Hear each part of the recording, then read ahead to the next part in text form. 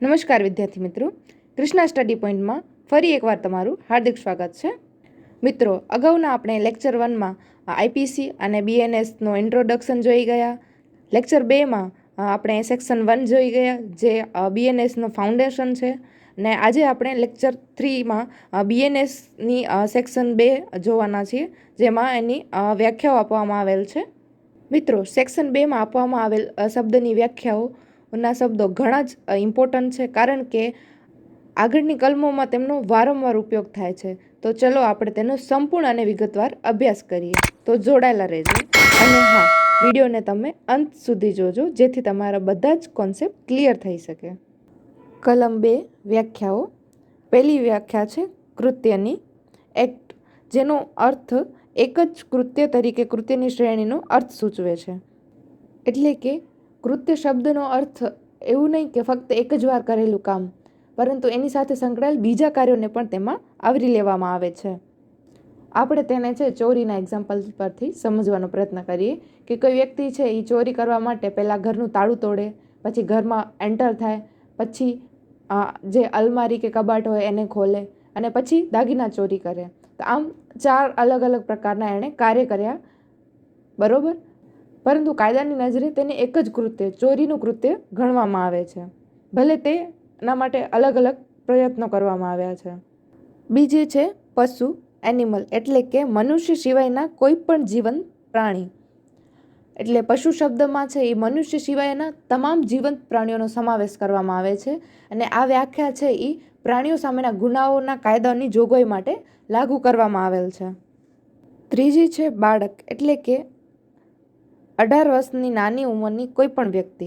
એટલે કે જે વ્યક્તિને 18 વર્ષ પૂર્ણ નથી થયા તે કાયદાની દ્રષ્ટિએ બાળક ગણવામાં આવે છે. પછી ચોથી વ્યાખ્યા છે નકલી બનાવટ, કાઉન્ટરફીટ. જ્યારે કોઈ વ્યક્તિ બે વ્યક્તિઓના સમાન દેખાવથી ઠગાઈ કરવાના ઈરાદાથી અથવા તેનાથી ઠગાઈ થવાનો સંભવ હોવાનું જાણવા છતાં તે એક વસ્તુ બીજી વસ્તુ સરખી દેખાય તેમ કરે, ત્યારે તેને નકલી બનાવટ કરી છે તેમ કહેવાય. એનો અર્થ છે કે જો કોઈ વ્યક્તિ છે એ કોઈ ખોટી વસ્તુ બનાવે અને તેને છે એ સાચી વસ્તુ જેવી જ દેખાડે અને લોકો ભ્રમિત થાય અને ઠગાઈ જાય તેનાથી, તો તેણે નકલી બનાવટ કરી છે તેમ કહી શકાય. આમાં ખાલી ઠગાઈ થવું જરૂરી નથી, પણ ઠગાઈનો ઈરાદો અને જાણકારી હોવી પણ જરૂરી છે. એક્ઝામ્પલ તરીકે કોઈ છે એ 500ની ખોટી નોટ છાપે છે અને લોકો તેને સાચી સમજીને તેનો ઉપયોગ કરે છે. તો આમાં છે એ નોટ છે એ સાચી નથી, પણ એનો દેખાવ છે એ સાચા જેવો જ છે. તો એનો મતલબ એવો થયો કે તેના દ્વારા ઠગાઈ કરવાનો ઈરાદો હતો. તો તેથી તે ઘટના છે એ એક નકલી બનાવટ સ્વરૂપની છે તેમ કહી શકાય. પાંચમી વ્યાખ્યા છે અદાલત. કોર્ટમાં જે એકલાને ન્યાયિક રીતે કામ કરવા કાયદાથી અધિકૃત કરાયેલ હોય અને ન્યાયિક રીતે કામ કરતા હોય તે ન્યાયાધીશ, અથવા જેને સમૂહ તરીકે ન્યાયિક રીતે કાર્ય કરવા કાયદાથી અધિકૃત કરાયેલ હોય અને જ્યારે તે સમૂહ ન્યાયિક રીતે કાર્ય કરેલ હોય તે ન્યાયાધીશોનો સમૂહ, એટલે કે બોડી ઓફ જજ. એનો અર્થ એવો થાય છે કે અદાલત એ કોઈ એક વ્યક્તિ હોઈ શકે છે અથવા ઘણા ન્યાયાધીશોનો સમૂહ, એટલે કે બેન્ચ પણ હોઈ શકે છે. પણ એમાં શરત એટલી છે કે તેમને જે કાયદાથી ન્યાય આપવાની સત્તા પ્રાપ્ત થયેલ હોવી જોઈએ અને તેઓ છે જે કાર્ય કરી રહ્યા છે તે કાર્ય છે એ ન્યાયિક હોવું જોઈએ. પછીની વ્યાખ્યા છે મૃત્યુ, ડેથ, એટલે માનવીનું મૃત્યુ સિવાય કે સંદર્ભથી વિરુદ્ધનું જાણીતું હોય. મૃત્યુ શબ્દનો અર્થ છે એ સામાન્ય રીતે માનવીના મૃત્યુ સાથે સંકળાયેલ છે, પરંતુ જ્યારે કોઈ કલમના સંદર્ભમાં અલગ કોઈ અર્થ સૂચવવામાં આવેલ હોય તો તે ધ્યાનમાં લેવાય છે. સાતમું છે અપ્રામાણિકતાપૂર્વક, એટલે ડિસહોનેસ્ટલી, કે એક વ્યક્તિને ગેરકાયદેસર લાભ અથવા બીજી વ્યક્તિને ગેરકાયદેસર નુકસાન પહોંચાડવાના ઈરાદાથી કરેલ કાર્ય. એનો અર્થ થાય છે કે જો કોઈ વ્યક્તિ છે એ પોતાને અથવા અન્ય કોઈ વ્યક્તિને છે એ કાયદાની વિરુદ્ધ ફાયદો પહોંચાડવા માટે છે એ કાયદા વિરુદ્ધ કોઈ નુકસાન પહોંચાડે, એટલે કે કોઈ એવો કાર્ય કરે કે જેનાથી છે એ સામેવાળા વ્યક્તિને નુકસાન પહોંચે, તો તે કાર્ય છે એ અપ્રામાણિકપૂર્વક કાર્ય કરેલ ગણાશે. આમાં સૌથી મહત્વનું એ છે કે વ્યક્તિનો છે તે કાર્ય કરવા માટેનો ઈરાદો હોવો જરૂરી છે. પછી આઠમું છે દસ્તાવેજ, ડોક્યુમેન્ટ, એટલે કોઈ બાબતના પુરાવા તરીકે વાપરવાનો ઈરાદો કરાયેલ અથવા વાપરી શકાય તેવા અક્ષરો, આંકડાઓ અને ચિહ્નો વડે અથવા તે પૈકી એકથી વધુ સાધનો વડે કોઈ પદાર્થ પર વ્યક્ત કરેલ કે વર્ણિત કરાયેલ કોઈ બાબત અને તેમાં ઇલેક્ટ્રોનિક અને ડિજિટલ રેકોર્ડ સમાવેશ થાય છે. એનો અર્થ એવો થાય છે કે કોઈ લખાણ છે, અંક છે, ચિહ્ન છે, જે કોઈ પદાર્થ પર દર્શાવવામાં આવેલ છે તેનો છે એ પુરાવા તરીકે ઉપયોગ કરી શકાય છે. એટલે દસ્તાવેજ તરીકે કોઈ કાગળ જ નહીં પરંતુ ડિજિટલ ઇલેક્ટ્રોનિક રેકોર્ડ પણ પુરાવા તરીકે વાપરી શકાય છે. 9મી વ્યાખ્યા છે કપટપૂર્વક, એટલે છેતરવાના ઈરાદાથી અન્યથા નહીં કાંઈક કરવાનું. એટલે કોઈ વ્યક્તિ છે એ જાણીબૂજીને બીજા કોઈ વ્યક્તિને છે એ ખોટી માન્યતા આપવા માટે છે એ સત્ય છુપાવે છે અને ખોટી માહિતી આપે છે, તો તે વ્યક્તિ છે એ તેણે કપટપૂર્વક છેતરવાનો પ્રયત્ન કર્યો છે. પછી 10મી વ્યાખ્યા છે જાતિ, જેન્ડર, કે પુલ્લિંગ વાચક શબ્દ તે અને તેને અનુરૂપ રૂપો કોઈ પણ વ્યક્તિ માટે વપરાયેલ છે, ભલે પછી તે પુરુષ, સ્ત્રી કે ઉભયજીવી હોઈ શકે છે. એટલે કે કાયદામાં જ્યાં તે, તેને, તેનો જેવા પુલ્લિંગ શબ્દો વાપરવામાં આવ્યા હોય તો તેનો અર્થ ફક્ત પુરુષો એવું જ નથી થતું, તેમાં છે એ સ્ત્રી અને ઉભયજીવીનો પણ સમાવેશ કરવામાં આવે છે. પછી 11મી વ્યાખ્યા છે શુદ્ધ બુદ્ધિ, ગુડ ફેથ, યોગ્ય કાળજી અને સંભાળ લીધા સિવાય કરવામાં કે માનવામાં આવેલ કોઈ પણ બાબત શુદ્ધ બુદ્ધિથી કરાયેલ કે માનવામાં આવેલ હોવાનું ગણવામાં આવશે નહીં. એટલે કે શુદ્ધ બુદ્ધિ એટલે કોઈ કાર્ય સારા ઈરાદાથી તેમજ યોગ્ય કાળજી અને સંભાળ લઈને કરવું. જો કોઈ કાળજી લેવામાં ન આવી હોય તો તે કાર્ય છે એ શુદ્ધ બુદ્ધિથી કરેલ ગણાતું નથી. એક્ઝામ્પલ તરીકે કોઈ પોલીસ અધિકારી છે એ વોરંટને ચકાસીને અને કાયદાની પ્રક્રિયાને અનુસારે કોઈ વ્યક્તિની ધરપકડ કરે છે તો તે શુદ્ધ બુદ્ધિનું કાર્ય કર્યું તેમ કહી શકાય, કારણ કે તેણે છે યોગ્ય કાળજી લીધી છે અને તેણે છે એ કાયદાની જાણ પણ છે. પછી 12મી વ્યાખ્યા છે સરકાર, ગવર્મેન્ટ, એટલે કેન્દ્ર સરકાર અથવા રાજ્ય સરકાર. એટલે કાયદામાં જ્યારે છે એ સરકાર શબ્દ વપરાય ત્યારે તેનો અર્થ માત્ર સરકાર એવો નથી થતો, તેમાં છે એ ભારત સરકાર અને કોઈ પણ રાજ્યની સરકાર એમ બંનેનો સમાવેશ થાય છે. પછી આગળની વ્યાખ્યા 13મી છે આશ્રય.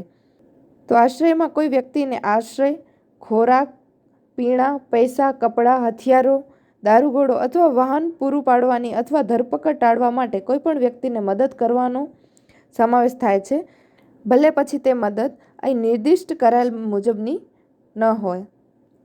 એનો અર્થ એવો થાય છે કે જો કોઈ વ્યક્તિ છે એ ગુનો કરનારને છુપાવવા માટે મદદ કરે, કે ભાગવા માટે છે એ મદદ કરે, કે ધરપકડમાંથી બચાવે તો તે વ્યક્તિએ છે એ જે તે વ્યક્તિને આશ્રય આપ્યો છે તેવું કહેવામાં આવે છે. આશ્રય આપવા માટે માત્ર ઘર આપવું જરૂરી નથી, તેના માટે આપણે કોઈ પણ પ્રકારની મદદ કરી હોય તે પણ ધ્યાનમાં લેવામાં આવે છે.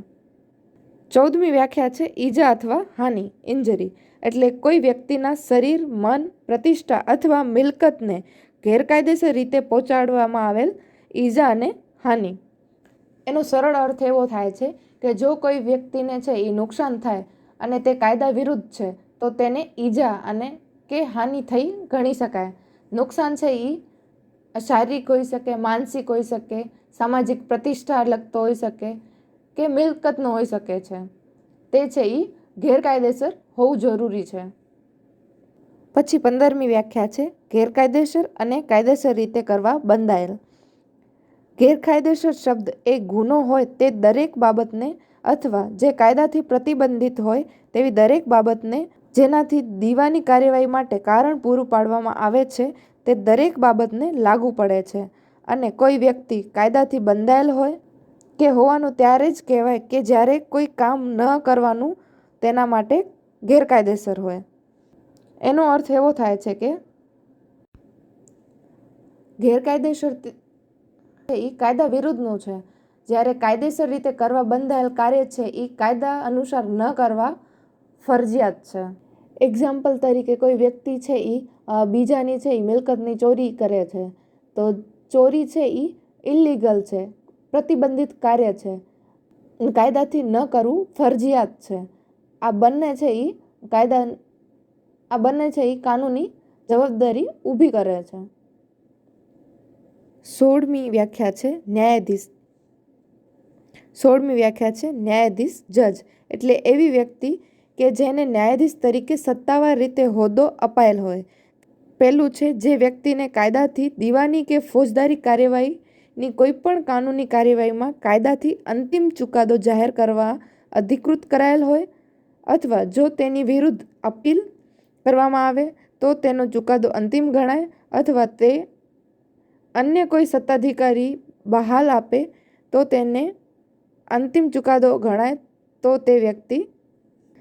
પહેલું જે વ્યક્તિને છે કાયદાથી દીવાની કે ફોજદારી કાર્યવાહીની કોઈપણ કાનૂની કાર્યવાહીમાં કાયદાથી અંતિમ ચુકાદો જાહેર કરવા અધિકૃત કરાયેલ હોય, અથવા જો તેની વિરુદ્ધ અપીલ કરવામાં આવે તો તેનો ચુકાદો અંતિમ ગણાય, અથવા તેને અન્ય કોઈ સત્તાધિકારી બહાલ રાખે તો તે અંતિમ ચુકાદો ગણાય તો તે વ્યક્તિનો.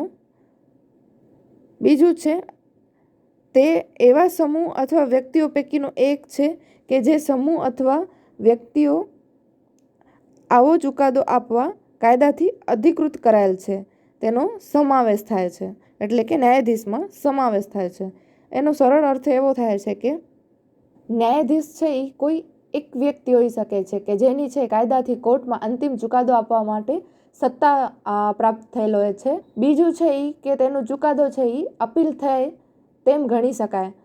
બીજું છે કે તેના દ્વારા જે ચુકાદો આપવામાં આવેલ હોય અપીલ થઈ જાય તો તેને અંતિમ ગણાય, અને તેને છે અન્ય સત્તાધિકારીઓ દ્વારા બહાર કરેલું હોય તો તે અંતિમ ગણવામાં આવે છે.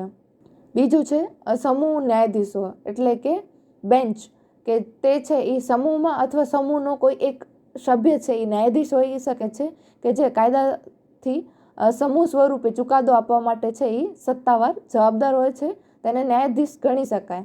સામાન્ય અર્થમાં છે એ ન્યાયાધીશ છે એ કાયદા મુજબ ન્યાય આપનાર વ્યક્તિ છે. તે છે કોઈ એક વ્યક્તિ હોઈ શકે, બે વ્યક્તિ હોઈ શકે, ત્રણ વ્યક્તિ હોઈ શકે, કે વ્યક્તિઓનો સમૂહ એટલે બેન્ચ પણ હોઈ શકે છે. મુખ્ય શરત એ છે કે કાયદાથી તેને છે એ સત્તા આપવામાં આવેલ હોવી જોઈએ.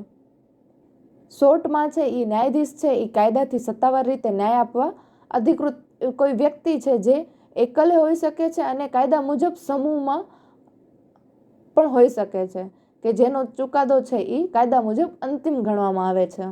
તો વિદ્યાર્થી મિત્રો, આજનો વિડીયો અહીંયા સમાપ્ત કરીએ છીએ. અહીંયા આપણે કલમ 2ની 1થી 16 સુધીની વ્યાખ્યાઓ જોઈ, અને આગળની વ્યાખ્યાઓ આપણે નેક્સ્ટ પાર્ટમાં જોઈશું. તો આ BNSની સિરીઝમાં અંત સુધી જોડાયેલા રહેજો. કોઈ પણ ડાઉટ હોય તો કમેન્ટ કરીને જરૂરથી જણાવજો. જો તમને આ વિડીયો હેલ્પફુલ રહ્યો હોય તો વિડીયોને લાઇક કરજો, શેર કરજો અને ચેનલને જરૂરથી સબસ્ક્રાઈબ કરજો, જેથી તમને આગળની સિરીઝના વિડીયોની અપડેટ મળતી રહે. તો વિદ્યાર્થી મિત્રો, મળીએ આપણે પાર્ટ 2માં. જય હિન્દ.